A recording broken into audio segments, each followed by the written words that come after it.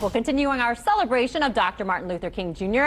Like many others, the Kennedy King Memorial Initiative is celebrating this day of service in a different way. That's right. And with the help of the community, the organization is hoping to make an impact on Indianapolis students. So we're going to send it back to Randall Newsom for more.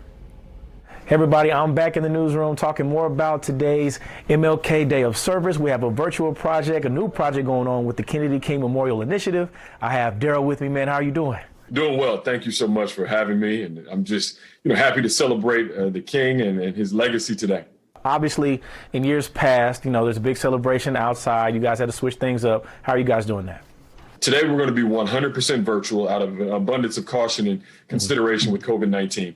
But we're directing folks to our website, KennedyKingIndy.org, to participate in our virtual service project. We're bringing in, community supporters and partners and friends to really give back to young people in Indianapolis. So today, we encourage you to go to the website along with staff and supporters from IU Health, the Indianapolis Colts and the Colts community.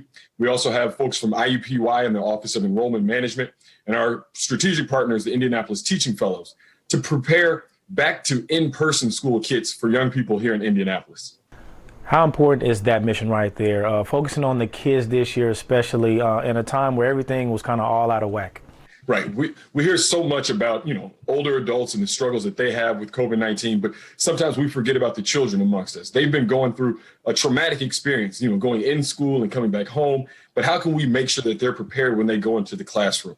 Every year we know back to school drives that begin at the start of the year with pencils and papers and pens.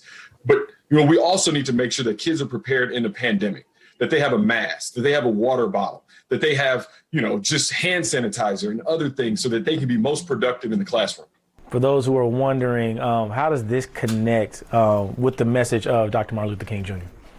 Yeah, so often we remember Dr. King for the outstanding words that he had around civil rights and voting rights. But Dr. King also stood at the forefront of educational equity. He also stood at the forefront of economic inclusion. He stood at the forefront of housing stability. And those are themes that we want to lift today. It's not just about talking about, black and white and the divisions that we have, because of course we need to come together and strengthen ourselves in the community on a daily basis, but also remembering the other inequities that we face. And how can we strengthen ourselves? How can we strengthen Indianapolis? Building upon the legacy and the life of Dr. King, how can we use that as an inspiration to make sure that the next generation is better equipped to build on that dream as well? Daryl Lockett, man, you got me hyped, man. Appreciate you for having us. Thank you so much for highlighting the work that we're trying to do to strengthen Indianapolis. Awesome, guys. All right, find out more about this new project on our website, wishtv.com. I'll send it back to you.